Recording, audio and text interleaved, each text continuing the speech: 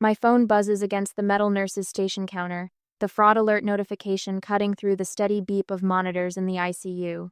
12 hours into my shift, my eyes burn from fatigue as I tap the screen. The number that appears makes my stomach drop. $7,250. Unauthorized charge. I nearly drop my stethoscope, my hands suddenly trembling as I read further. 5 airline tickets to Santorini, purchased today. I scroll through the transaction details, each name appearing like a slap. Richard and Lillian Vale, Spencer and Reagan Vale, and Megan Tanner, Reagan's best friend since college. My name is nowhere on the list. The final detail hits like a blow to the chest. The transaction used my own credit card. Just last week, I sat at my parents' gleaming cherrywood dining table, watching Mom fold her linen napkin with perfect hospital corners. Her voice had been casual, almost bored. Tickets are $1,450 each. If you can't afford that, it's best you sit this one out. I had nodded, swallowing around the lump in my throat, not admitting that after covering Spencer's car repair last month, my savings were thin. Their dismissal had stung, but this was theft. That night I'd returned to work, staring at patient charts while fighting back tears. Dr. Stevens had passed me in the hallway, his eyes catching mine before quickly looking away. He'd seen this before Corinne, returning from family gatherings with red-rimmed eyes, throwing herself into her work, as though she could scrub away disappointment with antiseptic and focused care. Now, standing in the same hospital corridor, I unlock my phone with steady purpose. The trembling in my hands subsides as I call the credit card company, locking my account and filing a dispute. The representative's voice is soothing, validating. "This is clearly fraud, Miss Vale. We'll handle it." My phone chirps with an incoming text half an hour after I end the call. "Spencer, something's wrong with the tickets. Can you fix it?" I stand straighter, shoulders back, as I type. Like you said, I stayed behind. The hospital corridor suddenly feels different, brighter somehow. I change every password I have, from banking apps to email accounts. My Amazon account, where they'd clearly stored my credit card information. My Apple ID. Everything. A weight lifts from my chest as I tuck my phone away and return to my patients. Mr. Jenkins needs his medication, and Mrs. Torres will want an update on her husband's surgery. Their needs are clear, honest, unlike my family's Torres. Within an hour, my phone vibrates continuously in my pocket. Missed calls from Mom, Dad, Spencer, Reagan. Voicemails stack up alongside increasingly frantic texts. "What's wrong with you?" "Dad's furious. They're going to miss their flight." I silence my phone, sliding it into my locker during my brief lunch break. My hands no longer shake. Instead, a strange calm settles over me as I realize what's at stake. I'll be the difficult daughter now, the one who ruined the family trip, the ungrateful nurse who doesn't understand what family means. For the first time, I see it clearly. I've never been their daughter or sister. I've been their financial safety net, the responsible one they call when bills come due or emergencies arise, the one who gives and gives while they take and take. Standing before my locker, I press my palm against the cool metal. "Not anymore," I whisper, the words a promise to myself. By the time my shift ends, there are 17 missed calls, 9 voicemails, and 32 text messages. I delete them all without listening or reading, the weight of obligation falling away with each tap of my finger. Tomorrow, they'll try again. They'll escalate. They'll manipulate. But tonight, for the first time in years, I drive home without their voices in my head telling me what I owe them. My apartment feels hollow tonight, the silence broken only by the hum of my refrigerator and the occasional car passing outside. 3 days have passed since I locked my credit card and changed all my passwords. I've been screening calls, deleting voicemails, and working extra shifts to avoid thinking about what comes next. The call from my bank changes everything. "Miss Vale, we've completed our preliminary investigation," says Marcus, the fraud specialist I've been working with. His voice carries a note of concern that makes my stomach tighten. "There's something you should know about the Santorini charges." I sit heavily on my couch, one hand clutching my phone, the other pressed against my chest.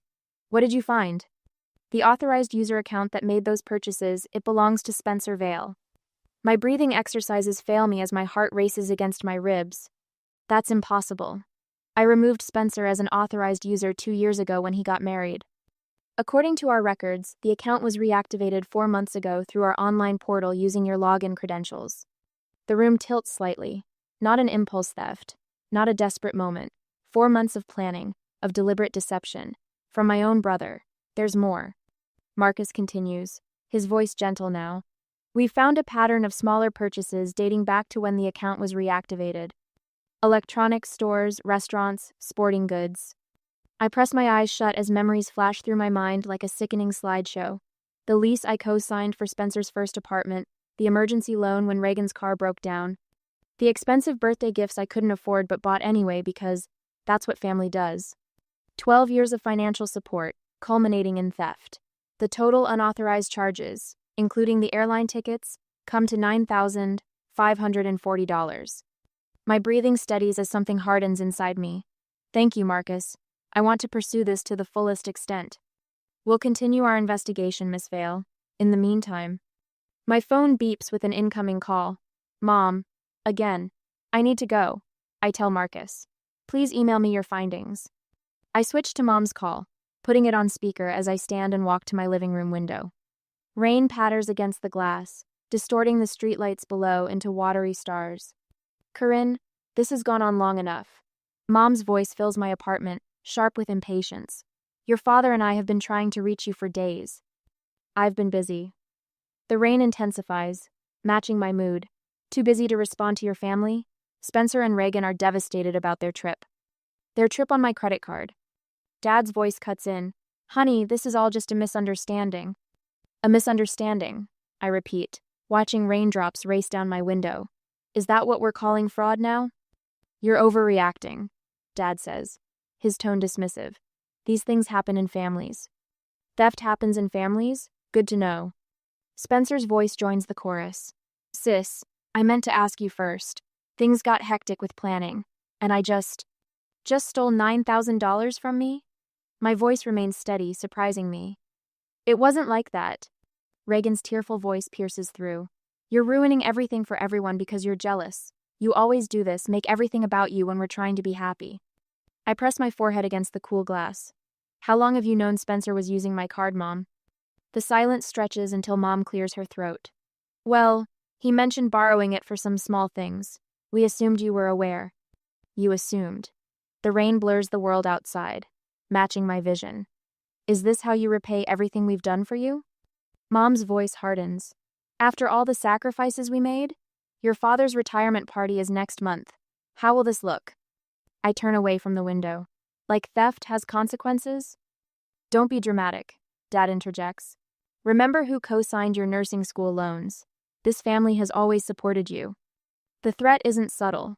I sit at my kitchen table, calculating exactly what financial independence will cost. Refinancing my loans, possibly changing jobs, if Dad makes calls to his hospital board friends, finding a new apartment my family doesn't have keys to. You need help, Corinne, Spencer says, his voice dripping with concern that doesn't reach his words. I'm worried about you. Everyone at the hospital knows how hard you've been working. If they heard about this mental breakdown. Don't threaten me, Spencer. My voice comes out low and dangerous, startling even myself. My phone chirps with an email notification. From Marcus. Subject line, fraud investigation, confirmation. I need to go. I say, cutting off whatever new manipulation was coming. The bank's fraud department just confirmed my dispute is valid. They're launching a full investigation. I end the call before they can respond, opening the email instead. Official letterhead, case number, confirmation that all charges will be reversed pending investigation.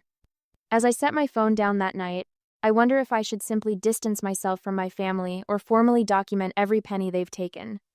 Cutting ties might bring immediate peace, but creating a record might force accountability. What would you do when those who should protect you become the ones you need protection from? 2 days later, the supervisor's office feels smaller than usual as she slides a printed email across her desk. The fluorescent lights cast shadows under her eyes, making her concern look more like suspicion. Your mother called yesterday. Director Palmer taps the paper with her French-tipped nail. She's worried about your mental health. The words land like a slap. I keep my face neutral, though my pulse quickens. My mental health is fine. She mentioned erratic behavior, mood swings. Director Palmer studies me with the same careful assessment she uses for unstable patients. Said you've been working too many shifts. I work exactly the hours I'm scheduled. My voice remains steady, despite the heat rising up my neck. Plus the occasional voluntary overtime. She suggested you might be having a breakdown from overwork. Of course she did. I picture Mom on the phone, voice honeyed with concern, while systematically undermining my credibility at the one place I feel competent and valued. My performance reviews are excellent, I say. My patient care is uncompromised. Director Palmer nods slowly. That's why I found the call. Concerning? I leave her office with my evaluation signed exceeds expectations in every category, but my hands tremble with rage as I turn my phone back on. 3 missed calls from Aunt Judith, 1 from my cousin Melissa. A text from Dad's golf buddy asking if everything's okay. Spencer's social media updates flash on my screen. Some family ties are more like chains. Toxic people never admit when they're the problem. Reagan's tearful selfie beneath it has 17 sympathetic comments. They're building a fortress of manufactured concern around me, and it's working. Back home, I check my accounts, a habit that now sends my heart racing. The emergency fund I've maintained since nursing school has dwindled by almost $4,000. Connected accounts. Automatic transfers I never authorized. I sink onto my bed, breathing exercises failing to slow my galloping pulse. For 3 years, I've covered Spencer's car insurance, just until he gets that promotion. Last Christmas, I paid for Mom's knee surgery copay when Dad was temporarily short, Reagan's graduate school application fees. Each night, I lie awake, calculating the total. $9,540, and counting. The number cycles through my mind at 3 a.m. when sleep should come. At 4 a.m., I finally drift off, only to jolt awake an hour later, wondering what else they've taken that I haven't discovered yet. I start keeping meticulous records. Every check I've written, every Venmo transfer with a cheerful emoji that masked my growing resentment, every credit card charge that wasn't mine.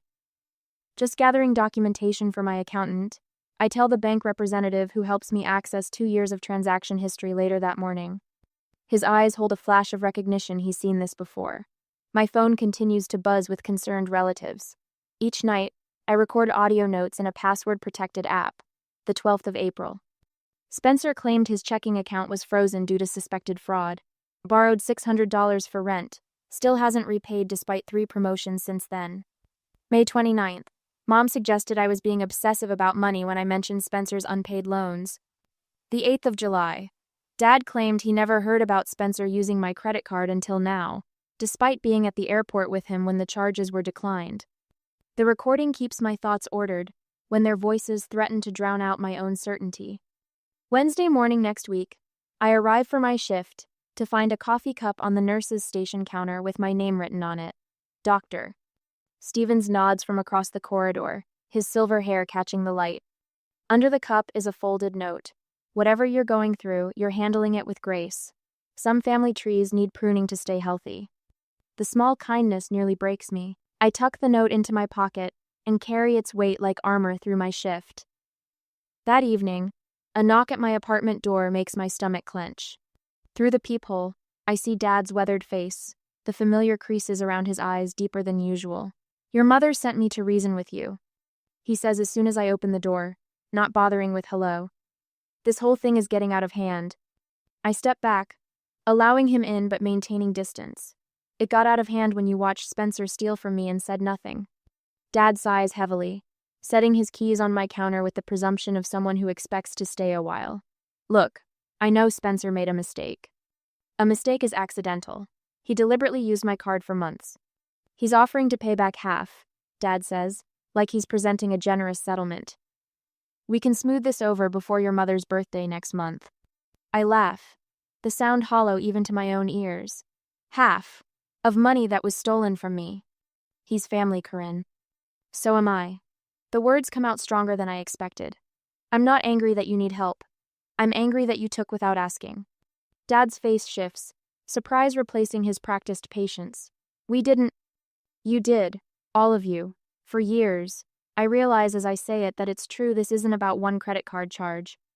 It's about a lifetime of being the responsible one, the reliable one, the one who gives until there's nothing left.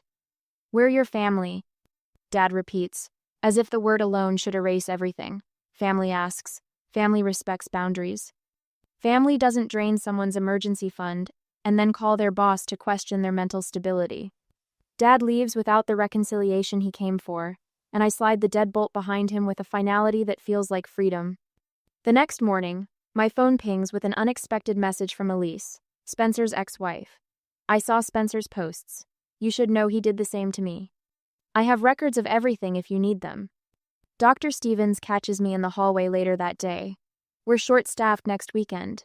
Double time for the overnight shifts if you're interested.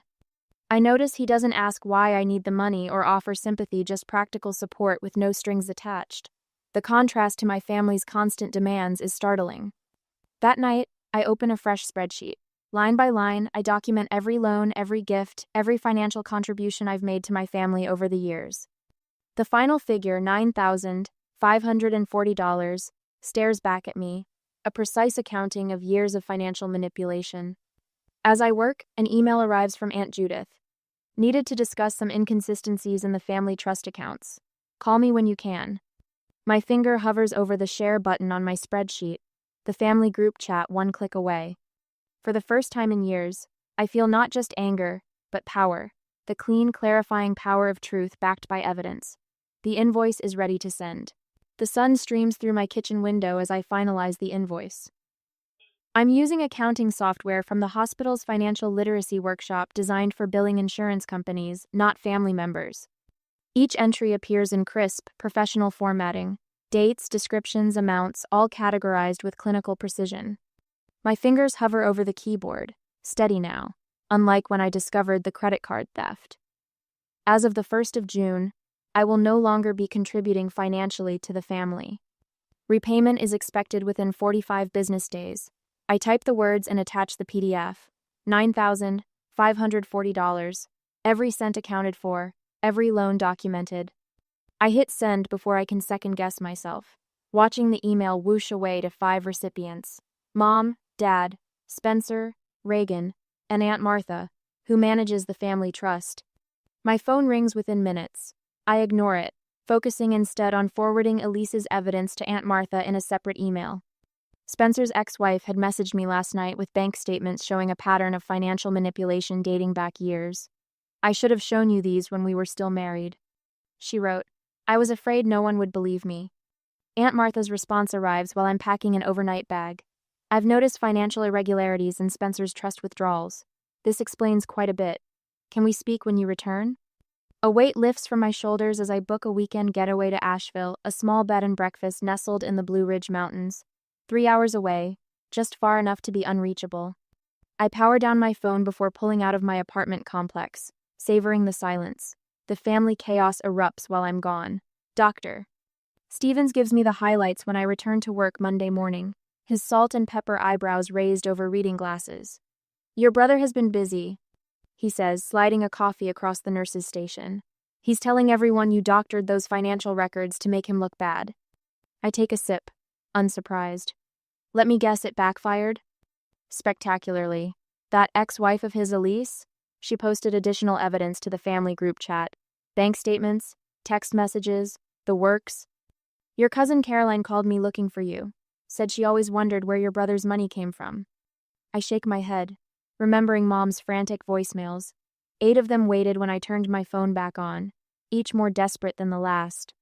She'd apparently launched an emotional campaign, calling relatives to rally support against my cruel treatment of Spencer. The result? 5 separate family members contacted me privately expressing support. Uncle David's text was particularly satisfying. About time someone called them out. Your grandfather would be proud. That's not even the best part, Dr. Stevens continues, lowering his voice. The bank called Spencer for an interview about potential fraud patterns. I should feel victorious. Instead, a hollow ache spreads beneath my ribs as I realize how thoroughly my family's financial house of cards is collapsing. Later that evening, as I pack for another weekend away, this time to a lakeside cabin with actual fishing, I wonder if seeking full repayment is enough, or if I need to permanently distance myself from people who saw me as a resource rather than a daughter and sister. Would you sever ties completely, or maintain limited contact? The next week brings unexpected allies. Elise sends additional bank statements, highlighting dates when Spencer withdrew money immediately before I loaned him similar amounts. The pattern is unmistakable once laid bare. I kept these records because our divorce attorney needed them, she explains over coffee. I never thought they'd help you too. Aunt Martha calls next. I've temporarily frozen Spencer's access to certain accounts pending a full review, she says, her voice carrying the crisp authority that always intimidated me as a child. This isn't just about you, Corinne. The trust has fiduciary responsibilities. The most surprising call comes from HR at Dad's former accounting firm. Miss Vale, we're reviewing some historical expense reports filed by Emery Vale that show concerning patterns. We understand you've recently raised questions about family financial practices. Would you be willing to answer a few questions? I agree, providing only factual responses, neither defending nor condemning my father. The conversation leaves me nauseous but resolute. The family's financial house of cards continues its collapse throughout the week. Each new revelation should bring satisfaction, but I feel only a dull, persistent ache when I think about what we've become. I take extra shifts at the hospital, finding comfort in the straightforward problems of patient care. Reagan's social media campaign begins Thursday. First come vague posts about unfair treatment and family betrayal. By Saturday, she's sharing tearful videos describing their sudden financial hardship and how they might have to cancel their anniversary trip to Maui. Dad loses his consulting privileges at his former firm after their investigation concludes. He doesn't call to tell me I learned from Uncle David, who sounds more disappointed than surprised. The most unexpected development arrives in a series of text messages from extended family members. Cousin Caroline, I had no idea what was happening. I'm so sorry I didn't see it. Uncle Robert, your grandmother would be horrified at how they've treated you. Aunt Susan, we should have intervened years ago. Mom's message comes last, surprisingly brief after weeks of emotional tirades. We need to resolve this once and for all. Family dinner, Sunday at 5.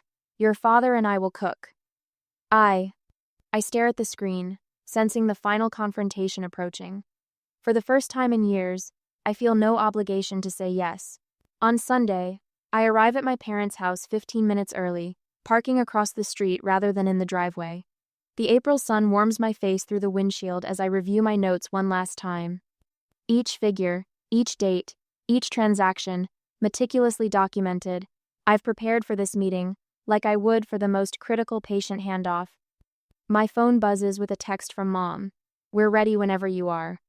Ready. As if this were a casual family dinner instead of what it truly is, their last attempt to maintain control. When I enter through the front door, the forced normalcy hits me first. Dad's reading glasses perched on the coffee table beside his worn leather recliner. Mom's fresh-cut tulips arranged in the crystal vase I gave her 3 Christmases ago.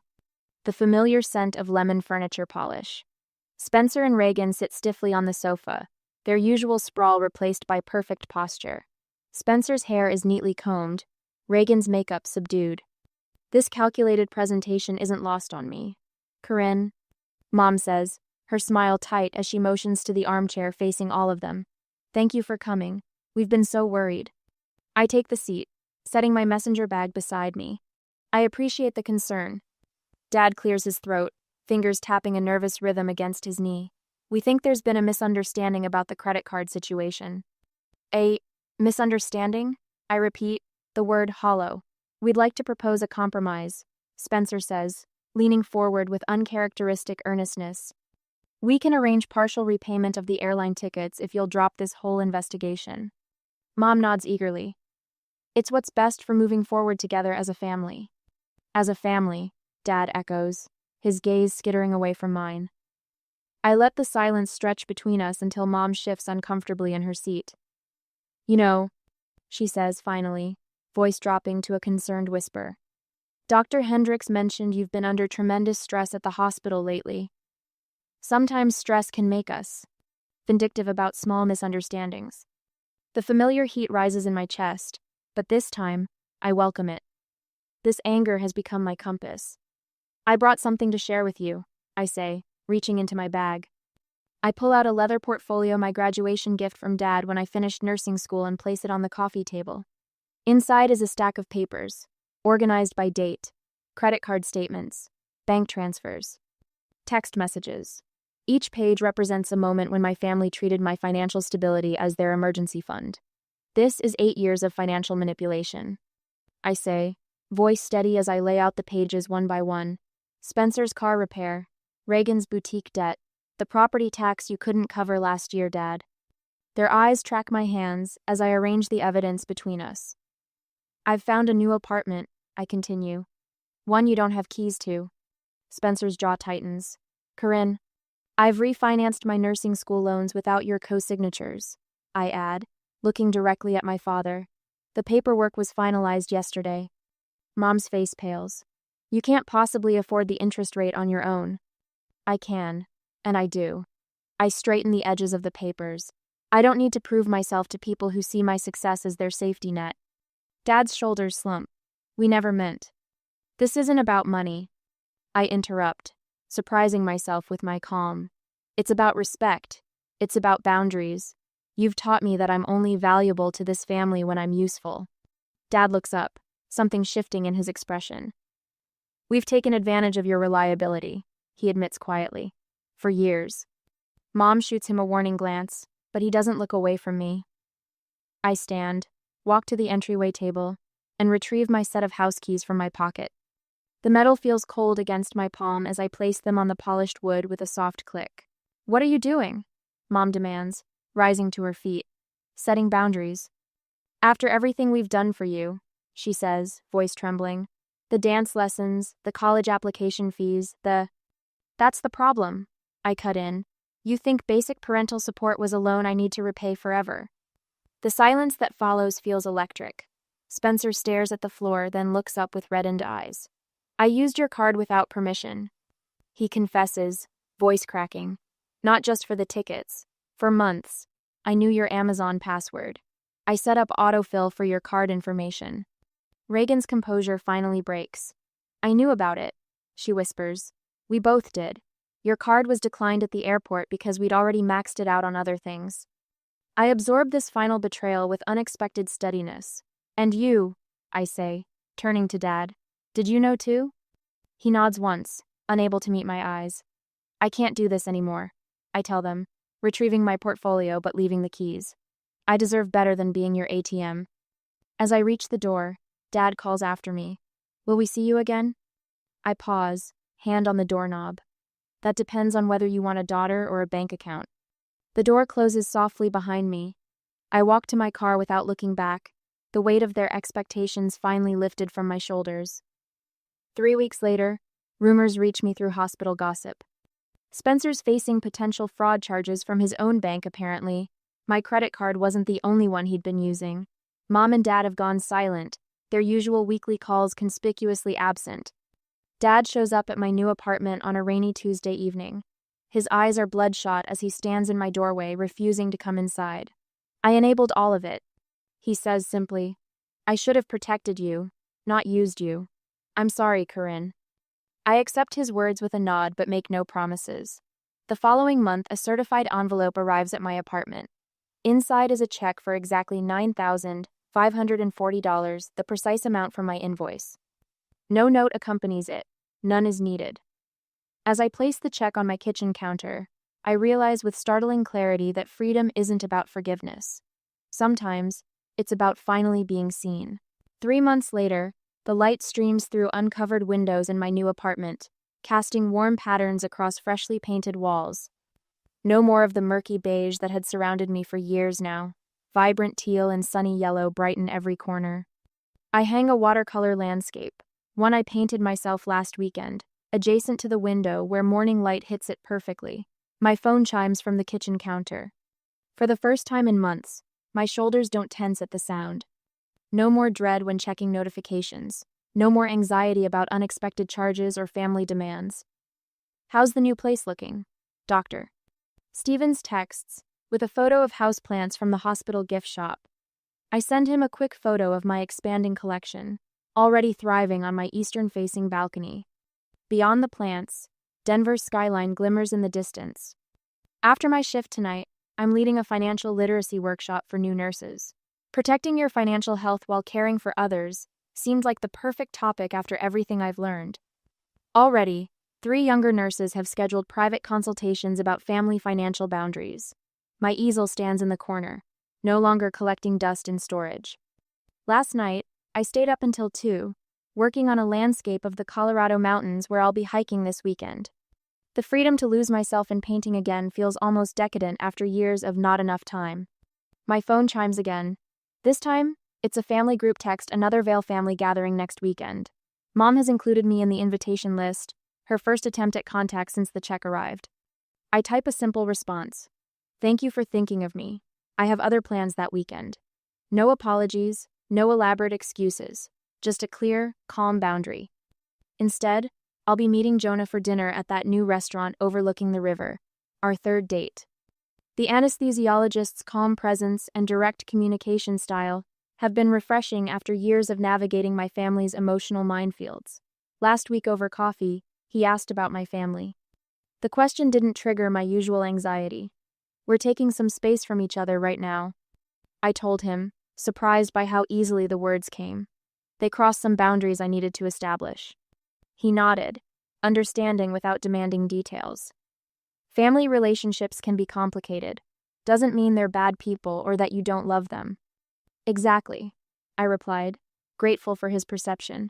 I'm just learning that love doesn't have to cost me my peace. Tonight, Elise, Dr. Stevens and my aunt are coming over to celebrate what Elise jokingly calls my financial independence day. A small gathering of people who supported me when I needed it most, expecting nothing in return. My aunt called yesterday to confirm she was bringing dessert. I have something for you, she mentioned. Just a small gift to mark the occasion. When they arrive, her package sits on my new coffee table, a framed calligraphy quote. You are not responsible for other people's comfort at the cost of your peace. The words shimmer against a watercolor background in my favorite blues and greens. We toast with sparkling cider in my new glasses.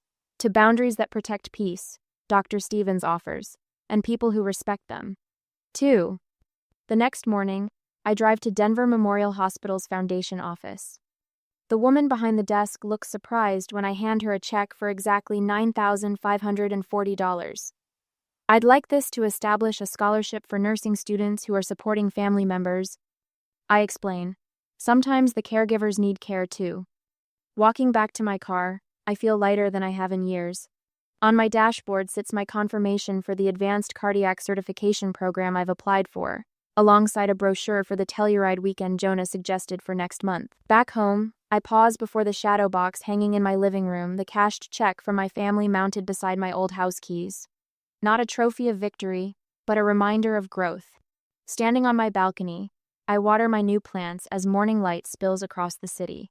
As I watch the sunrise from my own space, I wonder if forgiveness is always necessary for healing, or if sometimes the best closure is simply moving forward without looking back.